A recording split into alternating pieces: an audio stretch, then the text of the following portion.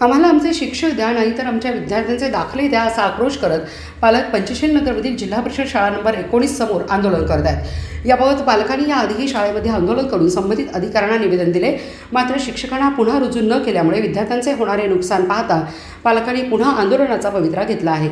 पंचशील नगरमधील जिल्हा परिषद शाळा नंबर 19 मध्ये काही दिवसापूर्वी शाळेतील शिक्षिका शिंगाडे यांना मुलांना मारहाण केली असा चुकीचा आरोप करत त्यांच्यासह सगळ्याच शिक्षकांची बदली करण्यात आली होती।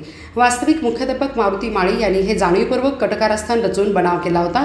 ज्या पालकांनी सांगली मनपाच्या उपायुक्त विजया यादव यांच्यासमोर शिंगाडे मॅडम यांच्या विरोधात जबाब दिला, त्या पालकांचे कोणाचेच पाल्य शाळेत नव्हते। वास्तविक मारुती माळी हे महापालिकेच्या चौकशी समितीत दोषी आढळून त्यांच्यावर कारवाई न होता बाकीच्यावर कारवाई झाली, ही बाब अत्यंत चुकीची आहे। मुख्याध्यापक मारुती माळी हे आम्हा पालकांना भेटून धमकावत आहेत।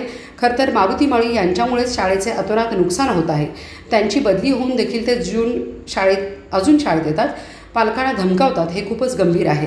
शिंगाडे मॅडम या स्वखर्चातून विद्यार्थ्यांना आर्थिक मदत करत असतात, शिवाय विद्यार्थ्यांना स्वतःच्या मुलाप्रमाणे जपतात, त्यामुळे त्यांचा सहानुभूतीपूर्वक विचार करावा। तरी आपणास आमच्या पालकांच्या वतीने सांगणे आहे की शाळेतील सर्व शिक्षकांच्या बदल्या झाल्या, त्या सर्व बदल्या या नियमबाह्य असून ऐन परीक्षेच्या कालावधीत तसेच ऐन सत्राच्या मध्यावर परिस्थितीत बदल्या झाल्यामुळे आमच्या सर्व विद्यार्थ्यांचे शैक्षणिक नुकसान होत आहे। मुलांना शिकवणारे नवीन शिक्षक त्यांची शिकवण्याची पद्धत मुलांना समजत नाही, त्याचबरोबर शिष्यवृत्तीच्या म्हणजेच BDS आणि TSC सारख्या परीक्षांचा देखील अभ्यास हा घेतला जात नाही, असे निवेदन पालकांनी महापालिकेचे उपायुक्तांना दिले असून आज पालक पंचशील नगरमधील जिल्हा परिषद शाळा नंबर 19 समोर आंदोलन करत आहेत। आम्हाला आमचे शिक्षक द्या, नाहीतर आमच्या विद्यार्थ्यांचे दाखले द्या, असा पवित्रा पालकांनी घेतला आहे। पंचशील नगरमध्ये महानगरपालिका 29 नंबरची शाळा आहे, तिथला शिक्षक स्टाफ बदलला आहे। पालकांना न माहीत होता, म्हणजे 90% पालकांचा हा सहभाग नव्हता।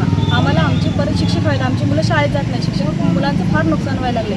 2 महिने झालं आम्ही आयुक्तांना 3 लेटर्स पण दिलेले आहेत त्याच्या संदर्भात की आम्हाला शिक्षक आमचे परत करा।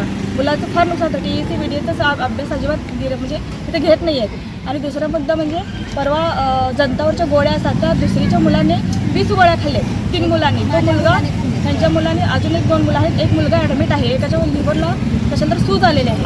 आणि मुलांना जर शाळेत पाठवत मुलं आमची सेफ नाही आहे, त्याची कधी काय होईल सांगता येत नाही। आणि शाळेचं म्हणजे मुलांचं नुकसान फार होतं आहे, तेव्हा आम्हाला आमचे जुने शिक्षक परत करा, असं सगळ्या पालकांची रिक्वेस्ट आहे। कशासाठी जुन्या शिक्षकांना बाहेर काढलं किंवा निलंबित कशासाठी केलं? निलंबित केलं म्हणजे एका मॅडमचे 3 वर्ग होते शिकवायला, मुलं बेंचवरनं उड्या मारत होते। त्या मॅडमने काय केलं, फक्त 4-5 जणांना नुसतं नॉर्मलचं सौम्य रूप असं हातात हे केलेलं आहे। तर त्यांना असं केलं, असं दाखवलं की मुलांनी असं खूप मुलांना पालकांची तक्रार, 2-3 पालक आहेत त्यांनी केली तक्रार की मुलांना खूप मारले, पण असं काही केलेलं नव्हतं त्यांनी। त्यामुळे त्यांच्याकडे कारवाई केली, त्या कारवाई पण आम्हाला लगाय। आमची काहीच तक्रार नाही आहे त्या मॅडमबद्दल।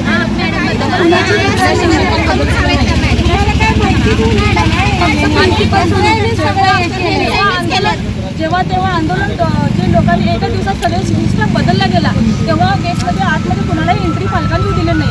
2-3 पालक फक्त आलेले, बाकीच्या पालकांना कुणाला येऊच दिलं नाही आतमध्ये।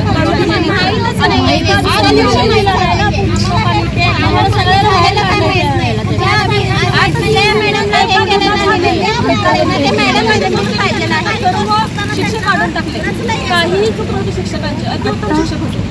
आता मुद्दा एवढाच आहे की आमचे शिक्षक द्या, नाही तर आमच्या पोरांची दाखले द्या, नाही तर मग आम्ही मुख्यमंत्रीला आज पत्र देणार आहे, आम्ही लेटर पर्यायच नाही आमच्याकडे।